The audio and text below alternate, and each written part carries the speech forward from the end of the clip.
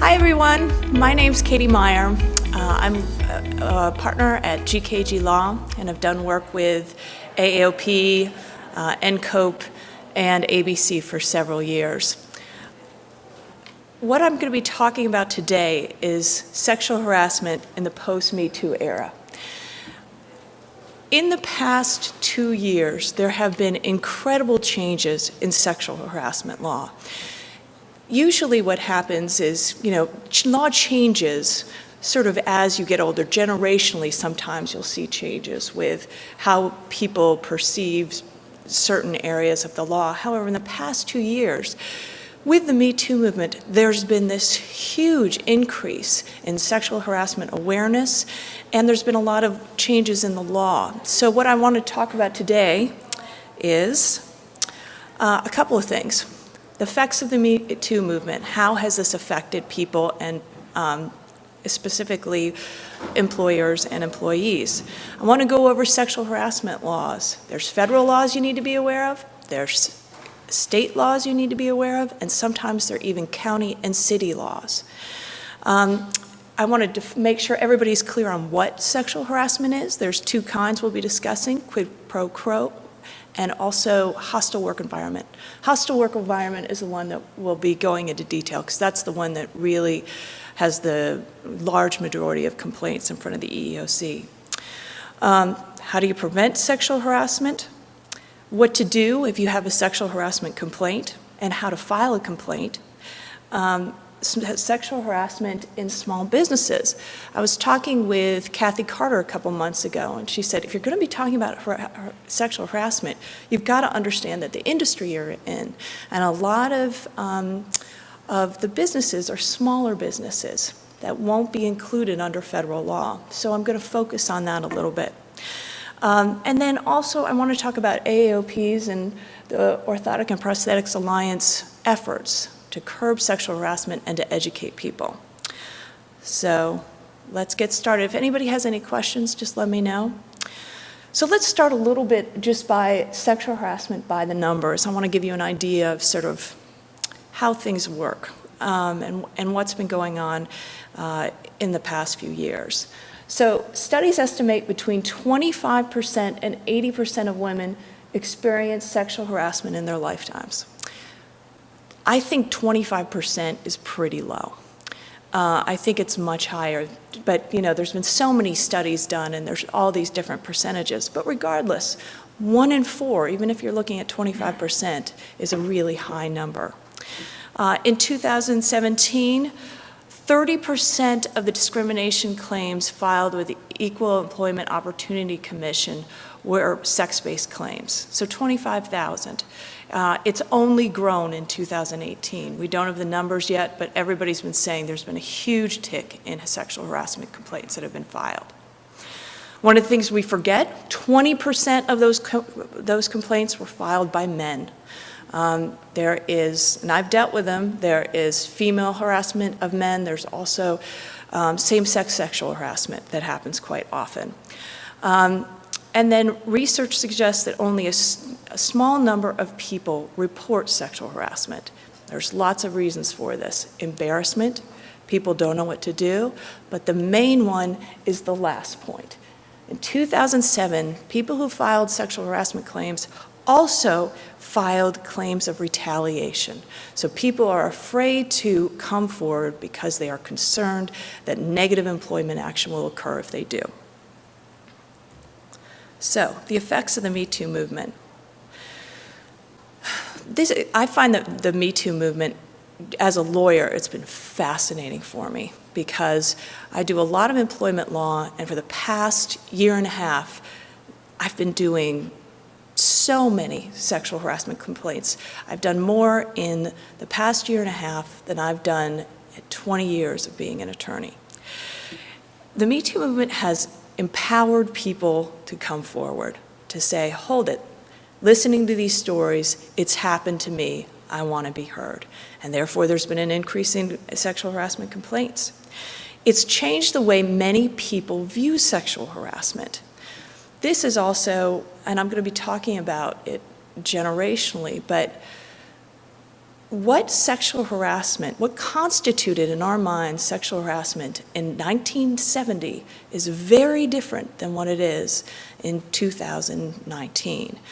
In the 1970s, we were pretty much concerned with the things called quid pro quo harassment, where it was the old, you sleep with me and I'll give you a raise or I won't fire you. It was the Dolly Parton 9 to 5 movie, those sort of things. It's gradually gotten much more awareness in the 80s. In the 90s, when I was in law school, the woman that I worked with, who did my legal writing course, was one of the first attorneys to start litigating same-sex sexual harassment. And at the time, it was this new thing. Can men sexually harass other men? Or can women sexually harass other women? It was novel at that point, where today it's obvious that that is sexual harassment.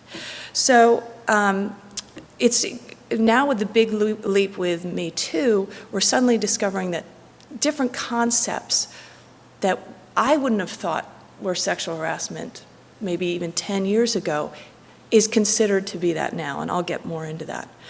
The most important and interesting thing about this is the MeToo movement has put everybody on alert.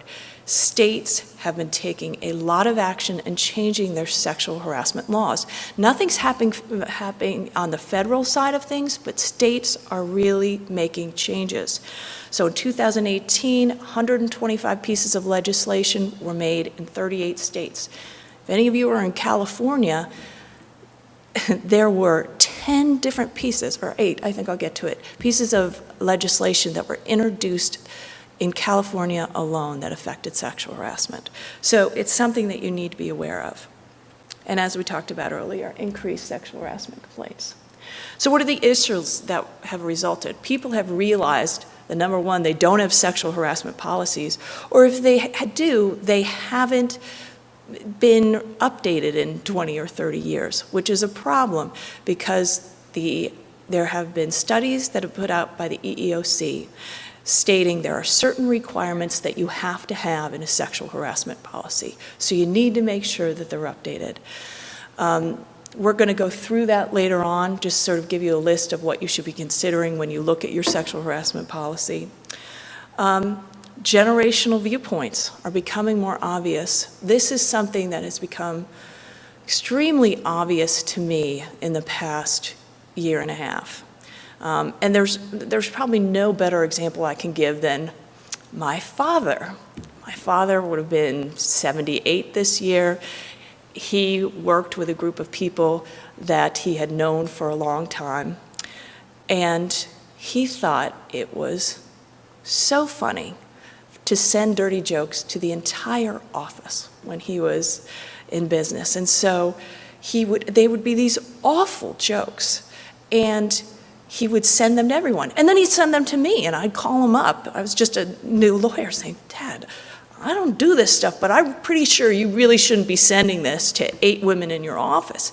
And he was like, oh, everybody loves it. It's no big deal. If he had been alive today and working, there is no way he would be employed at this point. They would have terminated him for doing that. That is just so outrageous in this environment. But in the 1980s, it wasn't quite seen that way, and nobody ever filed a complaint against him. The other thing about him is that he was a hugger, and everybody he came up with, he gave them a hug. And that's sort of a family trait for us. So about 2 months ago, I was giving a sexual harassment presentation, and I got done, and I looked at my phone, and I had 8 calls from my cousin. And I called him back, and he said, I've been accused of sexual harassment. I was at an event. There was a woman who was handling the event. She came over to me.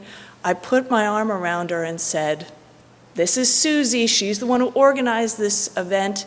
She did a great job. And he kept his arm around her while he had this whole conversation. And she left. She came back. She filed a complaint against him. It's one of those things where you also have these, you're getting to a lot of issues with generational viewpoints, because things that were acceptable that we didn't really think about 20 years ago are becoming issues. And the other thing that's going on is they're millennials. And millennials are much more aware of these issues than we were. And so when you start looking forward, I've had a lot of people call me and say, hey, it's crazy right now with sexual harassment. When is it going to end? I think you've got to get used to the new reality of this. This is what it is. The pendulum has swung. There's been a lot of unique complaints that have come forward that I've dealt with that I'll talk to you about. But this is the way it is. And you have to adapt. And it's taking a lot for people to get used to it. I was 6 months ago at a sexual harassment event. I was sitting next to a woman who was also in her 40s. There were a lot of younger people there, and they started giving examples of what would constitute sexual harassment. And she and I were sitting there thinking, oh, that doesn't rise to the level of sexual harassment, where half of the people in the room decided it did. And so we've got to catch up to what it actually means. One of the things that drives me crazy as well is innocent until proven guilty. And I feel like you've seen this in the media a lot with sexual harassment. Things like there was a great example of Ryan Seacrest. I don't know if anybody, I read all these cases, so I know of them. But what essentially had come forward is a woman had said, this man sexual harassed me, and he got all this bad publicity, and finally somebody had to come forward and say, hey, listen, we knew about this. His employer knew about this. They did a complete investigation and found that this just wasn't viable. She didn't have credibility. But by then, it had damaged Ryan Seacrest. What's even more distressing to me in a way is that I've seen this happen, and we're going to talk about it more, where there are situations where people will be talking and somebody will say something just that doesn't make sense or was rude, and somebody will take it the wrong way, or they'll just say something stupid. And what will happen is that a sexual harassment claim will be filed, and it can really have an effect on that person because people will get to know about it. My cousin, who I was talking about, he was straightforward right from the beginning, and there was no question what had happened. He said, yep, I was at an event, I put my arm around her, I'm really sorry, I didn't realize this. Everybody else came forward and said, yeah, that's exactly what happened, there was no question. But as this investigation was going on, it got out, and women stopped talking to him in the office. People said some awful things about him to his face. And at the end of the investigation, it was clearly he shouldn't have done that, but he got to the point where, he was reprimanded, but he said, I can't work here anymore. People think that I'm this person who, attacks women and is, aggressive sexually, and it's hurt my employment. And so it's sort of frustrating to be dealing with these issues as well, because I think there's a lot of things that people have there's got to be a benefit of the doubt. I have another man who was in a situation where he had been working straight, long hours for a week, and he was sitting at his desk and his back hurt. And so he emailed his massage therapist and said, Cindy, I really am having a tough time here. I know I have an appointment on Friday. Could you push it up to tonight because I'm really hurting? And it was getting later in the day, and his assistant came in and said, can I get you anything? And he said, no, but God, I really need a massage. And she took that to mean, I want you to give me a massage. That was not his intent. He was making a statement. So it was one of those situations where if he said, God, I really need a massage, I'm going to, I've called Cindy, I hope she can fit me in tonight. This would have never happened. But the way it was phrased, and he didn't have any, malintent, she filed something saying this is what I think. And so again, it spread all around the office that he had solicited her for a massage. We did the investigation, and it was clear. He had the email. Cindy, I really need a massage. This is consistent to what he said with her. And so it was found that, he needed to maybe learn to think before he speaks on these sort of issues. But at the same point, it was the same thing. After it was done, there had been damage that had been done to him because people had sort of come to their own conclusions about it. And that's one of the things I think is that while there is real sexual harassment out there, it's important to let the investigation process happen before conclusions are made and it gets around the office. So let me talk a little bit about sexual harassment laws. I talked about the first one, federal laws. Title IX of the Civil Rights Act prohibits discrimination based on sex. Sex means many things: gender identity, sexual orientation, pregnancy, and sexual harassment. So if you have a issue and you're in a large organization that has more than 15 employees, you can go to the Equal Employment Opportunity Commission and file a complaint. But what is more important in a way right now is state laws. State laws vary greatly when it comes to sexual harassment. Number one, there's a lower threshold number. For instance, in Virginia, if you have 5 to 15 employees, you can take action for sexual harassment under Virginia law. In DC, there's no number. If you are sexually harassed, then you can file a complaint with the District of Columbia. So I get nervous sometimes when people call me up and say, well, you know, I'm a small organization, this has happened, but we don't fall under Title VII. Doesn't matter. The states are really the most important thing right now. You need to make sure you're complying with their laws. The other thing is we just talked about laws changing. So in New York and California, for instance, there's been huge changes. New York is now requiring sexual harassment training and stating that certain policies have to be in, or certain requirements have to be in your sexual harassment policies. California, there's still laws that are going through. One of the most important ones is something that sort of evolved with the Harvey Weinstein cases, which is there were all these cases of sexual harassment against them, and everybody signed non-disclosure agreements, so nobody knew that this had been going on. So that's an ongoing issue as well with them. So you need to be aware of what your state laws are, how they've been changed, and then also counties and cities. In Virginia, you have sexual harassment laws. You also, in the city of Alexandria in Virginia, have specific requirements regarding gender identity that you have to meet and things you have to do. So you need to be aware of all three of these. Just because you don't fall under federal law does not mean that that there's no need for you to comply. So let me just go quickly through what it means for sexual harassment. The EEOC defines sexual harassment as unwelcome sexual advances, requests for sexual favors, and other verbal and physical conduct of a sexual nature. They constitute sexual harassment when, and the first two ones are quid pro quo sexual harassment, which is essentially Latin for something. I'll give you a raise, and you'll be my girlfriend. I'm not going to fire you if you do this.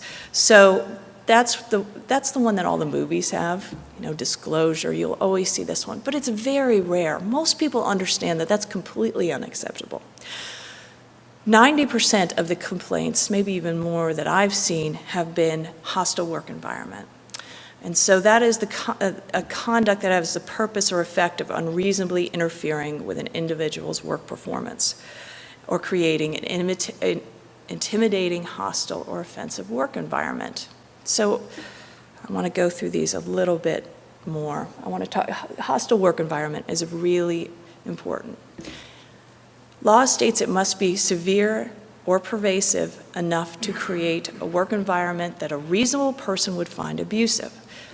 But there's no real guidelines on this. It's all on a case-by-case basis. The EEOC put out enforcement guidelines in 2017 trying to create some clarity on what this means. What's interesting is that things that they look at as severity of conduct, how bad was the conduct? There have been situations where one thing has happened that has been so egregious and it's only one incident that has been deemed hostile work environment. There was a man who worked at a construction site, and he had a supervisor and a group of men, and during their lunch breaks, these guys would look at pornography. And this man did not want to do that. And so they started to make fun of him and play jokes on him and posted horrible things about him on social media. And it was relentless. And they found that this one conduct of them going against him was severe. There's also been cases where there's been one incident where people have really ganged up on one person. It was one incident, it was one time, but it was so severe that they found for a hostile work environment. And how pervasive is it? Can they escape it? Is it one person? Is it happening all the time? These are the things that they look for when you determine sexual harassment. One of the things that your policy should do with sexual harassment is try and nip this in the bud so you don't get to a point where you're dealing with a sexual or a hostile work environment claim. Most of the time, one incident does not mean that it's hostile work environment, but it means it probably violates your employment policies, and you need to take action. Because if you don't stop it then, and these things keep happening, then a whole bunch of incidents will create a hostile work environment. So that really should be your goal of any sexual harassment policy. Victims don't need to be the intended target. There was a case about a woman who used to sit there and just type away at her work, and they were in cubicles, and there was this group of people that talked graphically about their sexual experiences, and she just stood there, and they were never talking about her, but it was found that there was hostile work environment, this happening around her. Conduct must be unwelcome. This is what a lot of people have been struggling with in larger organizations is consenting adults who work together can have a relationship. How do you deal with this? How do you make sure sexual harassment doesn't happen? Because if consent has been withdrawn, then all of a sudden the sexual harassment laws will kick in again. So typically what people try and do is say, hey, if you're having a relationship, just let us know. Because number one, we can't have a supervisory role in this because that's going to create a lot of problems. If somebody's supervising the person they're involved with and other people, there's favoritism, this kind of thing. But also let us know if the relationship ends. Because there's been a lot of cases about people having a romantic relationship, ending it, and then, for instance, the man starts saying things about the woman, slut-shaming her, doing all this kind of stuff. And the people who are in charge of this still think that they're dating, aren't paying really attention. He's making crass comments at her, he's grabbing her, and they didn't realize that this was going on, and it sort of let them be during the time that they were dating. So you need to be careful of that. What is considered unwelcome sexual conduct, it's always based on context. But as we were talking about earlier, the victim doesn't need to say or do a particular thing to indicate unwelcomeness. So this woman who is in her cubicle and everybody's talking about, their relationships and just sort of very descriptive sexual encounters, never had to say anything. It was reasonable that was unacceptable. So when she filed a complaint, it didn't need to be that she had tried to complain about it. It was just purely unacceptable behavior that should have never happened. So who can commit sexual harassment? Employees at all levels, customers or vendors. We had an interesting case. Again, this is an example of so many things where there was a guy who was painting a client's office, and he was probably in his 70s.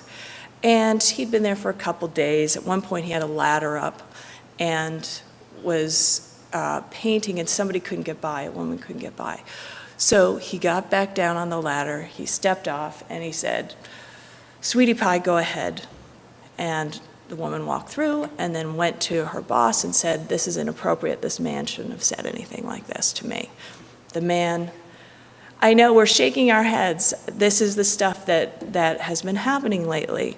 Obviously, that man had no intent of trying to, make her feel badly. He truly thought he was being nice, and he was horrified when this whole thing happened.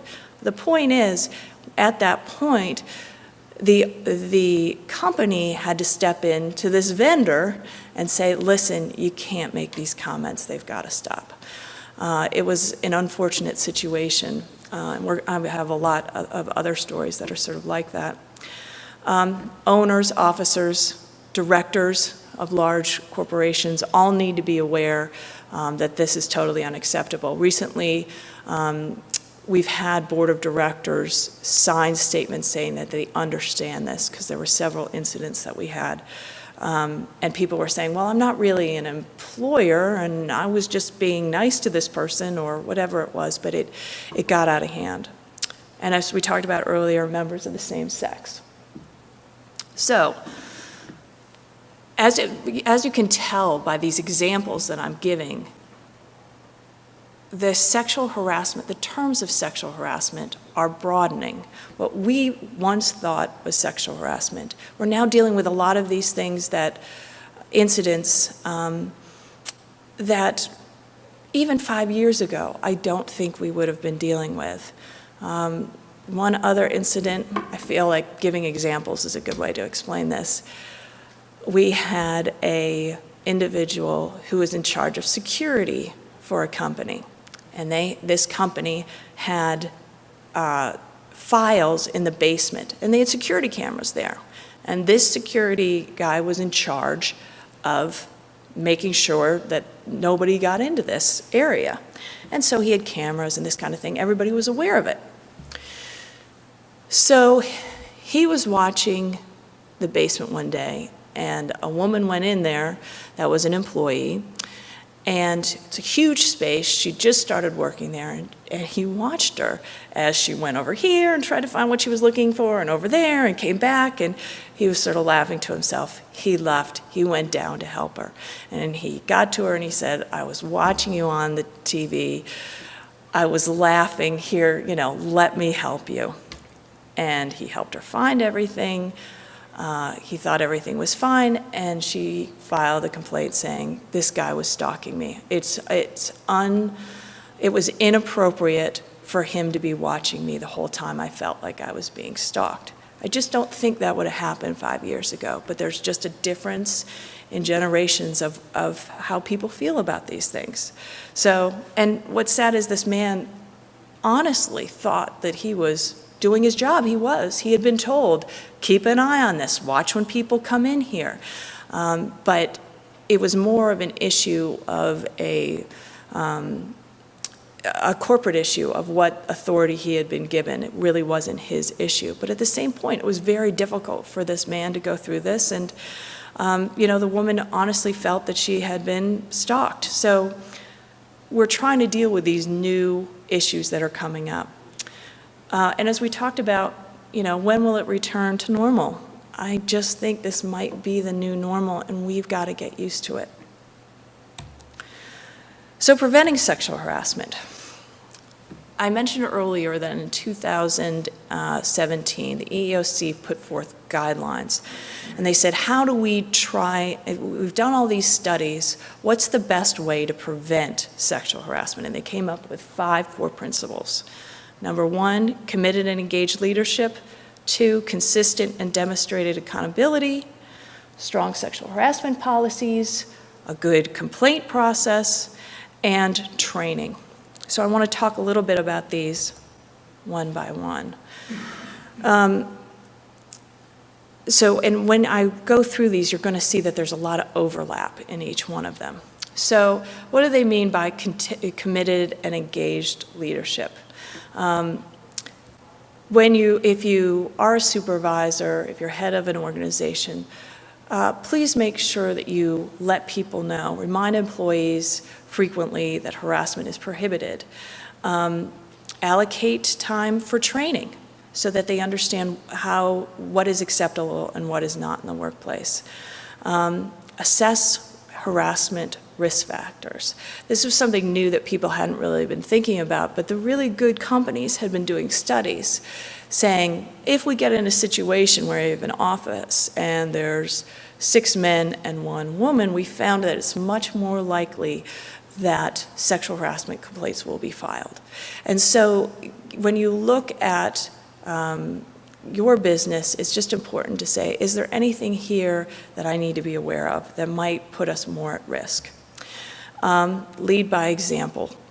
I think this is actually one of the most important things. People will look to the leaders of the organization for how to behave. Have you ever gotten a situation where you've dealt with a horrible human being and they have people under them and they are just awful to everyone, and suddenly that sort of becomes the standard, and people working under them sometimes will say, okay, this is the way that I can act, and so they start doing it. We've had situations like that before. It doesn't constitute harassment, just being a horrible individual, but it does tend to pervade your organization if you aren't setting the example. Consistent and demonstrated accountability. So how do you do this? Create clear harassment policies and complaint process. Ensure a policy is easily acceptable. Always have it in an employee handbook. Some people have even posted the harassment policies in the kitchen. Made sure that people understand, here are the rules, here's what you can do about it. Provide training for employees and supervisors. I'll come back to this, but there really should be 2 trainings done, one for employees, one for people who supervise, because supervisors are going to have the responsibility when somebody comes to them and files a complaint to know what to do with that complaint and how to address it. Acknowledge employees that create and maintain a respectful workforce. Again, this is something that we really hadn't thought about before, but the EEOC said that made a difference, pointing out good behavior. Impose prompt, consistent disciplinary measures as needed. That's essentially, you've got to be consistent, you've got to follow through. So the next one is create a comprehensive harassment policy. So as we've mentioned before, you need to regularly communicate this policy to everyone. The policy should include a clear statement that you need to have a zero tolerance policy. I would use the word zero tolerance in your language, that any harassment of any kind is prohibited. And just as an aside, when I mean harassment, I'm focusing on sexual harassment here, but harassment can be based on other discriminatory reasons. Race, natural origin, age, disability. So all of these complaint processes would be the same. An easy to understand description of prohibited conduct, especially examples. So write up a couple in your policy. Give them examples of how this works. When I work with associations, we always put an example of what to do if a member harasses you at an event or something like this, just so that people are aware and tailored to incidents that could actually happen in their environment, and give a complaint or description of the complaint system. This is important too with the complaint system. Especially in smaller organizations, this is important, because a lot of the time the EEOC says there might be a situation where a woman doesn't want to go to a man to file a complaint, or they feel uncomfortable, or the person that you're supposed to complain to, the supervisor, is the one who's doing the harassing. So they always say try and have 2 avenues so that if you don't want to go to one person, you can at least go to another supervisor. Okay, as well, this continues, this sexual harassment policy, things that should be in it. Statements encouraging employees to report harassment. If you see something that you think is improper, let people know. Again, this is somebody who it actually occurs, who's the victim of it, might not come forward. But if you see it, and even if you're wrong, if it's in good faith, you're not going to get in trouble for just reporting harassment that you've seen. You need to have a statement that you're going to conduct an impartial investigation, and that it'll be prompt. If you get a complaint, don't sit on it. There's a lot of problems if you do not do something immediately. Number one, witnesses that have seen things might forget them the longer it goes on. Number two, it's going to seem to the victim that you're not doing anything and you're not taking it seriously, which can lead to a complaint with the EEOC. Confidentiality of complaints. Don't ever say this will be kept confidential. It can't be. If you're going to be able to do an investigation, you're going to have to interview witnesses. You're going to have to talk to the parties that were involved. So usually you have a statement in there saying, we will try to keep this confidential. However, be aware we need to do this investigation and there will be other people involved in it. A statement that any type of retaliation is prohibited. Again, this is something that gets brought up so much in cases, is I reported this and something happened. You know, they fired me. So make sure you have that statement in there. And again, as we were talking before, if somebody makes a good faith complaint, make sure that you, even if they're wrong, if it's in good faith, don't take any action against them. Occasionally, I have come across points where somebody has done something intentionally to try and discredit a coworker. That's not in good faith. So if that happens and you have valid evidence of it, you can take action in those instances. So trusted and accessible complaint procedures. This is what we were talking about. You have a harassment policy and you have a complaint policy. So the harassment policy sets forth what is unacceptable behavior. Then what happens, you need to have a complaint policy that says, okay, something has been committed, I now file a complaint. What is the process that the organization has to do? First thing is it has to have a prompt, neutral, and complete investigation process. So when you have somebody, when you're putting together an investigation, this will usually happen with the HR department. If you're in a smaller organization, a lot of HR people, you don't have an HR person. So you need to make sure you have a neutral party who probably works with your legal counsel at this point to conduct an investigation. As we've talked about before, you try and protect privacy, but it can't be guaranteed. Prohibit retaliation. Again, I told you these are going to be repetitive in ways. Protect alleged harassers from being prematurely disciplined. This is what I was talking about earlier. Please, until the investigation is complete, take care of the person who filed the complaint, but also don't forget about the person that was accused. You just don't know all the facts yet, and that is something you really need to pay attention to. Include process to convey the resolution of the complaint to the parties. How is this going to happen? Typically what happens is you will meet with each person separately, and if any action is going to be taken, you tell that action to the person who has committed the behavior, and then you will tell the other person that this person has been sanctioned and it's been taken care of appropriately. Ensure that investigators are well-trained, objective, and neutral. Again, if you don't have an HR department, this is tough. So if you have to conduct an investigation, try and get legal counsel involved or somebody who does sexual harassment training, just so you can talk through the procedures of how to do this. And finally, training. This is something the EEOC is really pushing, and as I talked about earlier, states are picking up on it. New York, again, is required training for all organizations. Training should be promoted by senior management, again, lead by example, be repeated and enforced regularly. Ideally, we think it's probably best to do it once a year. If you are a large organization and you have groups of people coming in at a time, you might want to conduct sexual harassment training during big orientation events so everybody's aware of it. Qualified trainers, if you're, usually that can be your HR person a lot of the time. If not, there's a lot of people out there that offer these services. And then, again, as things evolve, take a look at your policy. If you've had complaints, take a look at how the complaint policy worked. Was it effective? Is there stuff that you need to change in the future?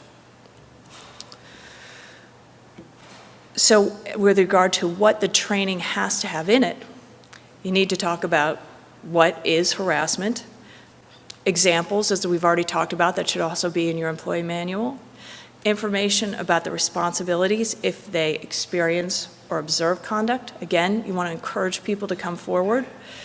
Then make sure they understand the complaint process and give an idea of what will happen if sexual harassment is found by an individual. That usually is anything from, depending on the situation, a slap on the wrist, a letter to the file, or up to and including termination. With the training, as I said before, you also need to conduct a separate training for supervisors. Not only with supervisors do you get into a situation where they don't know what to do or how the process works. A lot of the issue comes with you go to a supervisor, you tell them things, and they say the wrong things.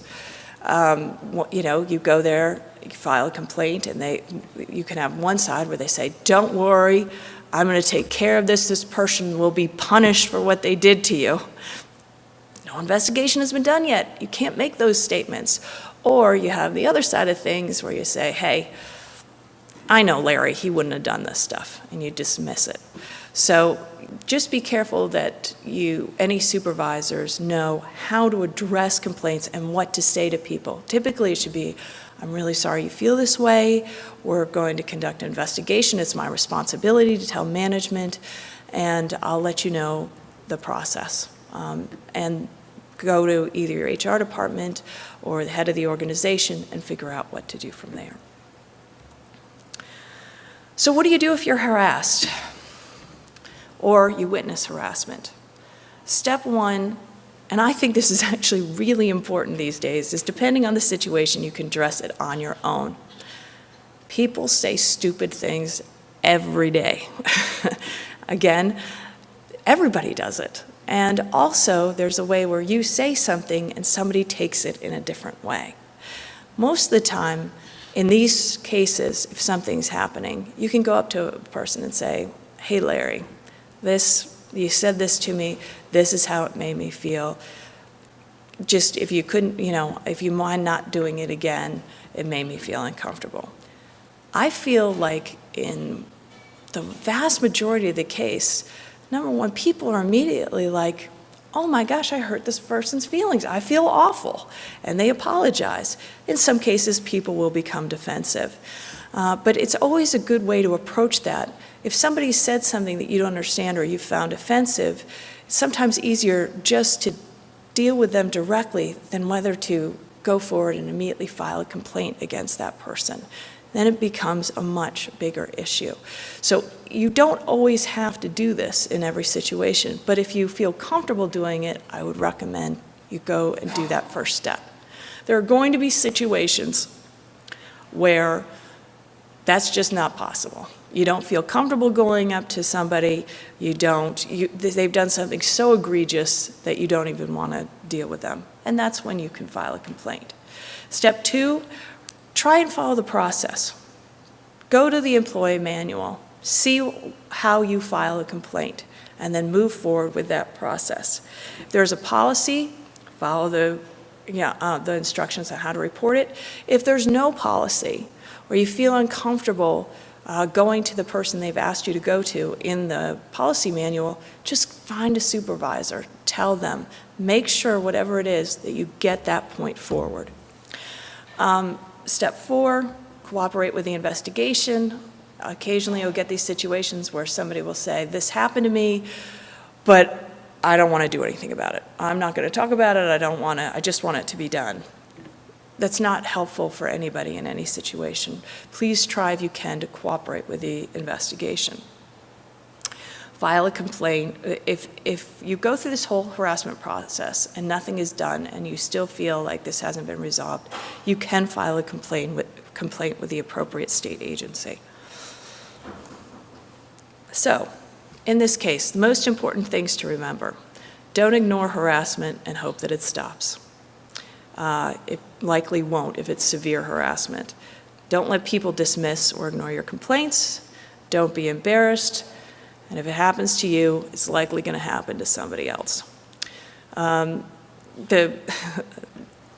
These points that I'm talking about are the best example I can give of them is something that happened to me in 1996 when I got my first job as a lawyer. Back in the day, it was a big firm. I was excited to be there.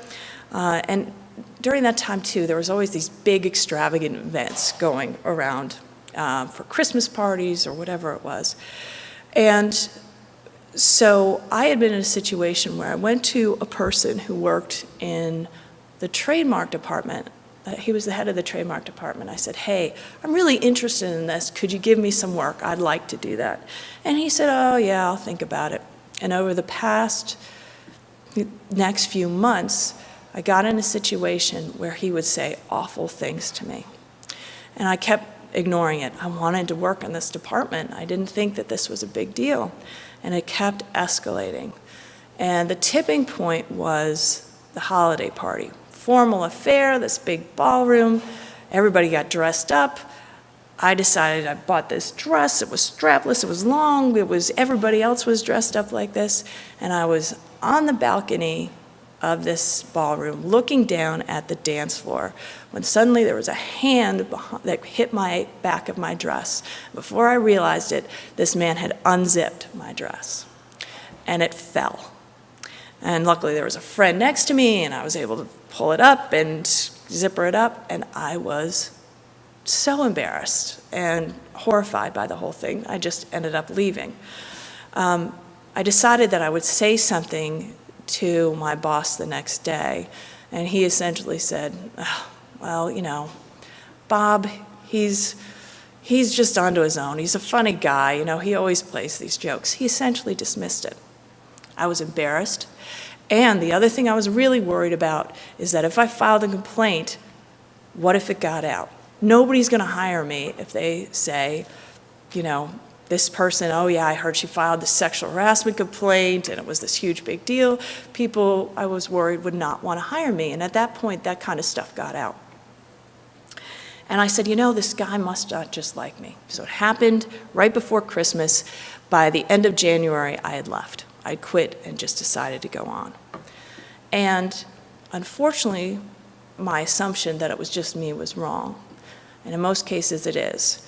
And this man continued to do awful things to other women. And he finally, somebody braver than I, finally filed a complaint against him, and he was terminated.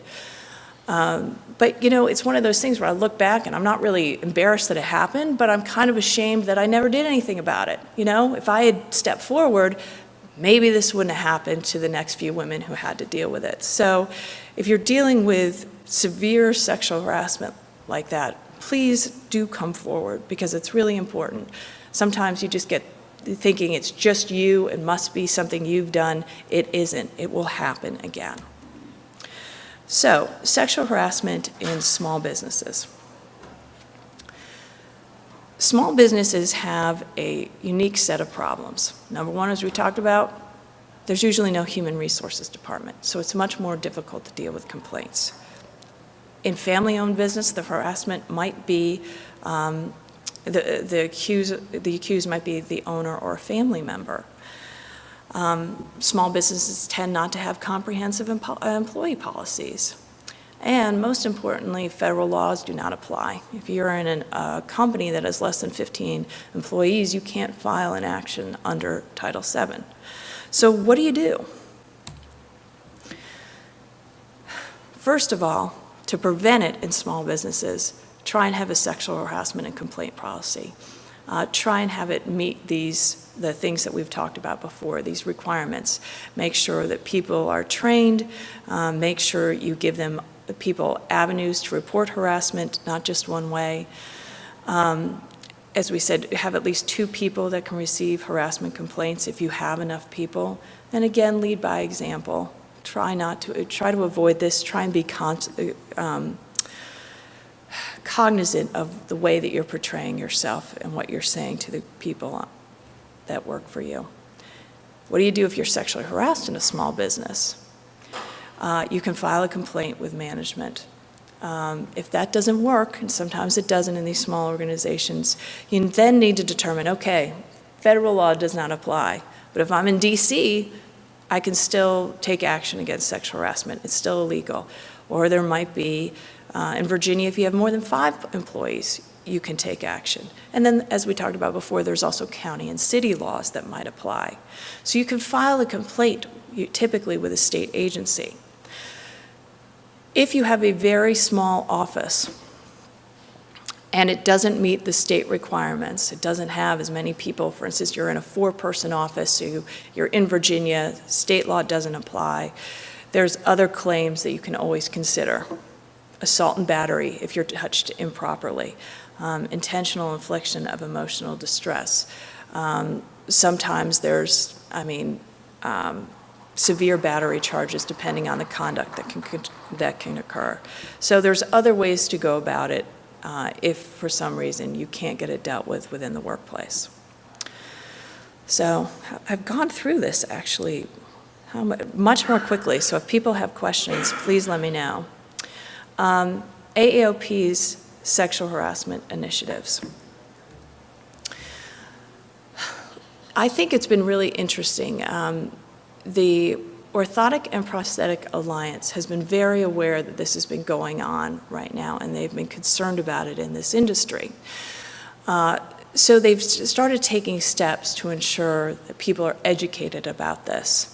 So several months ago, I don't know if you saw it, but there was the Orthotic and Prosthetic Alliance put together an open letter that went out to everybody. And it talked about its policy on harassment and discrimination. So it essentially defined what they thought it meant. But what was interesting about this is it said, if you have a sexual harassment complaint, it might be a violation of a certification organization's ethics and standards. So you might be able to file a complaint with ABC, BOC, or even NCOPE. It also states that as a member or as a certificate of an organization that you have a duty to report. So if you see something going on, they want to know about it. And so essentially what I'm doing here too is I'm part of this educational effort to try and get people more aware of what's going on and how to deal with it. And it encourages organizations and businesses to do the same, to make sure they're aware of this, not only to try and prevent it so you aren't dealing with it, but having policies that'll work in the event something does happen. The other thing that they've done is create a meetings and conferences code of conduct. I don't know if you guys noticed it when you registered, but you signed something. This was almost non-existent 3 or 4 years ago. But most associations during conventions and annual meetings are doing this. And I'll go through it, but one of the first time I ever did this happened about 2 years ago, when I got a call from an organization, and they said, listen, on our blog, there's been all these posts that suddenly appeared that said, homosexuals must die. They should never have been born. This crazy thing that was coming out all of a sudden. And there were several people who made these statements and encouraged them. And it was shut down. On the board of directors, there were 3 gay men on that board. And they said, I don't feel comfortable going to this conference. And they said, I had no idea that there was a group of people who felt this way in this organization and were so adamant about it, and it made them nervous. And their first reaction was, well, what we've decided to do is we're going to create a safe room so that if you don't feel safe during the event, you can go to the safe room. And I sort of was like, well, what you're saying is you're safe in this little room, but It's a Wild West. Once you go out of it, anything can happen. It just didn't seem like the right play. And we started learning more about these codes of conduct. So what it essentially means is it's not just sexual harassment. It addresses a lot of different kinds of conduct. We had another situation that happened soon afterward where there was an event and a man didn't like what the speaker was saying. And he got up and he started screaming at him, calling him a liar and that he didn't know what he was talking about and he was a jerk and blah, blah, blah. And everyone was like, I didn't even know what to do with this. What rights do we have? What should we do in this case? So this is how sort of codes of conduct have come around, because this has been happening not just with my clients, but a lot of other issues have arisen with other organizations. So all attendees, speakers, volunteers, exhibitors, and staff have to agree to abide by the code. And it applies to all events, including speaking engagements, social gatherings. If they happen at an AAOP event, a lot of the times, you'll have a sponsor of this event that will throw a party. You're still under the same code while you were there. Conduct that's not condoned at these meetings. So we talked about harassment, bullying, intimidation, the guy who stood up and back and started yelling, unwelcome sexual harassment, discrimination, physical or verbal abuse, which we've seen, and disruptions of presentations and meetings. And so this has had an effect, and what is helpful about it is now you've had somebody who says, okay, I've read this, I've agreed to this. So you essentially have a contract with this person. So if something does happen, you can take action against them. So if you witness unacceptable behavior, they encourage you to report it, and AAOP will investigate it. After the investigation, the AAOP may issue a warning. It can remove the perpetrator. It can exclude the perpetrator from AAOP events, or it can even contact law enforcement. I have not seen it gone to that extent, but I have seen people they just said, no, we don't want you. You did this twice already. You're never coming again. The other thing that, one of the best ways to deal with this, and associations really don't want to do this, is just not drinking. Drinking causes so many of these problems. I was at a board of directors meeting this last summer, and I had this conversation with the board, and I was like, one of the ways to making sure this doesn't happen is if you don't have drinking. And there was like this pause, and then they all burst out laughing. Like, I can't believe you would even say, of course we're gonna have drinking, figure out another way. And that's the way a lot of organizations are. You want people to come, relax, but if you're in a situation, you might wanna just think about not going completely overboard, a drink or two, or avoid it altogether, and you're much more likely to have less incidents of this. So, final recommendations. Be kind and respectful. If you upset someone, apologize. I feel like so many of the complaints that we've gotten recently could have been avoided if there'd just been a conversation, or if people had just thought about it a little bit more about what they say. A lot of the examples that I've given have been misunderstandings. They haven't been actual real, true sexual harassment complaints or even a hostile work environment. It's been one statement or something that set people off. So if you do upset someone, please don't become defensive. The best way to deal with it is just to apologize. And remember that people sometimes just don't think before they speak. And the problem is now with what's going on is, we go back to that example of the man who said he just wanted a massage. When you look back on it, he knew what he was saying, and he just didn't clarify it the right way. I don't think he ever said anything wrong. It was just by context it was taken wrong. So try and be understanding to that as well. People view things differently, and the way that you state them isn't always what's intended. Again, another thing that sometimes happens as well is email can be a big problem, because you email someone and you know what you're saying, but they read it and they take it in a completely different context. So you need to be careful about that. You need to be careful about blogging. Just try and read through things before they're sent out, just to make sure that you don't think they can be read another way. If you do make a statement, this happens all the time, I feel, with organizations, where somebody makes a statement, they put it on social media, the organization's Facebook page, there's or Twitter, and there's an immediate blow up about it. What do you do in those situations? People become panicked. Immediately get back on, apologize, and say, this is what I meant. Do it quickly so it doesn't get out of control. If harassment continues, report it, because if it's constant and continual, it's going to continue. If it doesn't, it won't stop with you. People are just going to think that this is the way they can treat people. And finally, as I've mentioned before, don't condemn someone before an investigation has been conducted. Please think carefully, try and keep things confidential, because these complaints have a huge effect on not only the people who file the complaints, who feel they've been harassed, but also the people who are accused.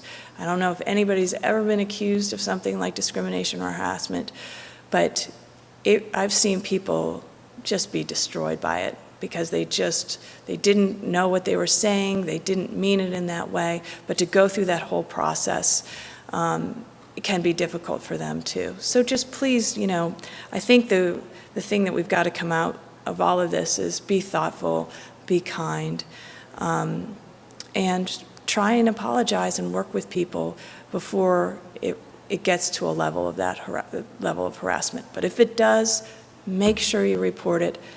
As organizations, make sure you have policies and procedures that can deal with it. So I'm sorry I went through this faster than I thought it would. Does anybody have any questions?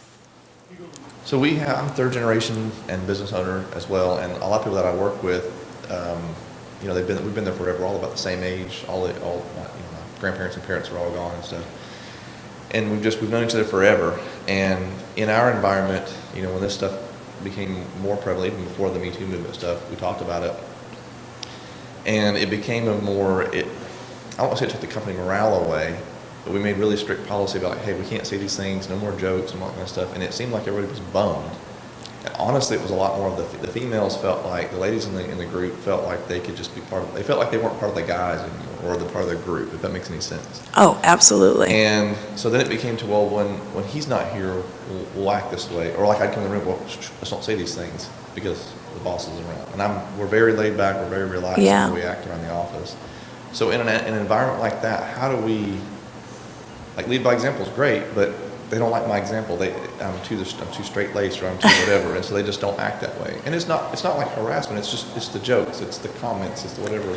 The ladies call them the guys their work wives, or it's the work husbands or whatever. That kind of stuff. It's not harassment, but it's still sometimes I feel like it's inappropriate at times. So how do I address that going forward and saying we don't have to be so straight-laced, but we just have to be careful. And careful is different for different people. I totally agree with you. I think everybody's struggling with this right now, because we've had sort of these really unique complaints of,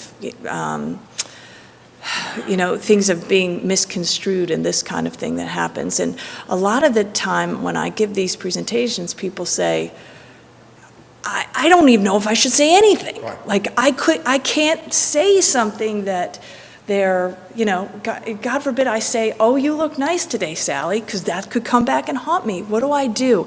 And that's really what everybody is struggling with right now. And it's going to have to be, I think, sort of people's relationship with others. They need to be aware of it. They need to be cognizant. You're going to have friends, and a lot of times you're going to have just a different relationship with them. I don't think that can be prevented, but I think as an owner, unfortunately, you need to at least state this policy, make sure you have good procedures, and unfortunately try not to engage in that you know, the joking and that kind of stuff. It's creating a very difficult environment, I feel, for people. But, you know, even with, like, in our law firm, like, as you were talking about, like, work husbands. Yeah. I have a work husband. There's a guy who we talk about all the time. The way that I talk to most of the people in the office would be very different than the conversation that I have with him. And you get to a sort of an understanding, but unfortunately, when you're sort of setting the standard, I feel like you've got to be the one to say, not engage in it, at least. Would it be okay to, like, as far as a policy, I know there's like a written policy procedure manual we have, but then be able to say, all right, guys, look, I understand this is our environment, we're all friends and family, we've known each other for a lot of them 20 years or something like that, but if you ever feel like something is inappropriate, then come to me. Is that a safe policy? Absolutely. I mean, you can say that, and I think you've just got to make people aware that, you know, this is the environment that we're in. You know, I go back to my father, and one of the reasons I don't think anything happened was it was the same thing with you. It was a family business. Everybody had been there for at least 25 years by that point, and there was something that was comfortable between that relationship. But as the head of that company, he should not have been leaving it on that way. I think you're going to create relationships, you're going to feel comfortable with each other, and in a way that'll make things better because you already have those relationships. And so if you go and apologize or go to somebody and say, hey, that hurt my feelings, it's much more likely to be resolved in a more amicable way. So just make sure that you've educated people and that you lead by example, but don't be you know, it's hard, but let people develop the relationships that they develop. Yeah, sorry? It's a very difficult atmosphere now. Yes. I appreciate your reasoned and balanced approach. It's very nice. I didn't know what to expect coming in here, but you did a very good job. Just wanted to tell you. Oh, thank you. Well, I think that's the thing that everybody's been going through lately is that you've seen some cases of harassment that, when you deal with it from a legal perspective, really damage the people who are accused as well as the people who are dealing with it. And I think that's really important to remember is please be respectful of everybody involved in these issues. Sorry. I'm from New York, and you're saying that things are required. Does this constitute a training, or do we have to have a specific New York training at our meeting? You should probably have it. I mean, I've now trained you, but you now need to train employees. Train myself. Yeah, exactly. There's a really lot the of issue. stuff now that you need to be aware of that 3 years ago you didn't need to be aware of. How So, about, let's say, at neighborhood events, when people get out of control, does that fall into the same harassment thing also? you mean at work? Is it a work? No, it's not a work thing, it's just a, Nah. You know, that's not, you don't have a responsibility over how other people act in that because somebody said, situation. oh, I'm gonna leave because so-and-so's coming over, I don't wanna get harassed. Yeah, just, you know, that's something that you can address on a personal level with that guy, you There's know. no payday. It's your party and people are saying, you know, I'm leaving because Larry's coming in here. You might want to say something to him, but there's no legal issue involved in There's that. no payday at the end of that. Yeah. Larry, just keep using Larry as an example. I was trying to keep it consistent. Larry and like Sue, just so we aren't. Does anybody else have anything? Yep.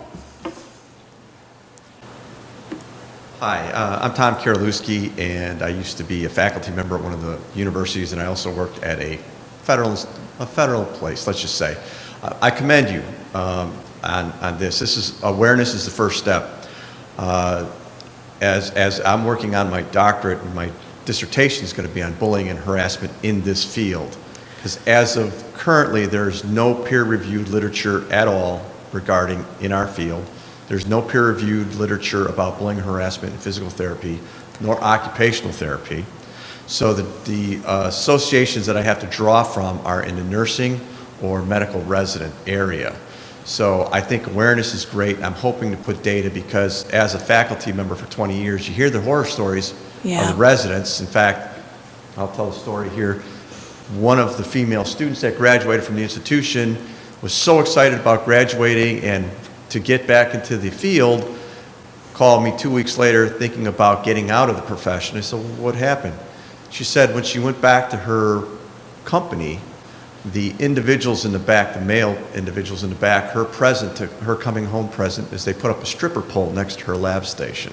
So those are the kind of stories you hear over the years. The problem is they're all, as a lawyer you realize, unless there's documentation, Yeah. didn't happen. Now, for all of you who find interesting statistics, because I've been doing quite a bit of research, the workplacebullyinginstitute.org has tremendous amounts of data if you Yeah. ever want to look at that. So Yeah. I just want to say, no, this was very enjoyable. This is what our profession needs, is awareness. And yes, it's a new dawn. Yeah. So I just You want kn- to... I'm sure you've already looked at it, but one of the things I found really helpful with all of this is the EEOC proposed guidelines that they put out that goes into great detail about how this whole thing works and gives you a lot of examples of things that can constitute it. But I know it's interesting because Shelley and I have talked a lot about this, Shelley Blondes, and I think she really is pushing this educational effort. I think there's concern that there's a lot of women coming into this profession and that it needs to be addressed. Right, and I'm on the ENCO board, so I'm part of the Alliance okay. Letter. And Okay. I'm also going to be speaking in August, OSER's Women Organization Oh, yeah. in Chicago. They want me to try to bring up, if I have statistics at that time, if not, some data that I've retrieved. That's great. If you'd like to send me that stuff, I'd be really interested in knowing. I'll give you my card. I am unemployed right now because of an incident that happened with my resident. She was threatened by one management person, and also another gentleman sexually harassed her, and yet they're still employed, and they wanted to get rid of the resident, so victimized the victim twice. And the people, what's really disheartening is the resident is a female, and the two individuals that are trying to hide the whole incident are also female. I hear these stories, yeah, it's tough. Anybody else? All right, well, I guess we're ending a little early, but thank you so much for coming and doing this. I really appreciate it. It's nice to talk to all of you.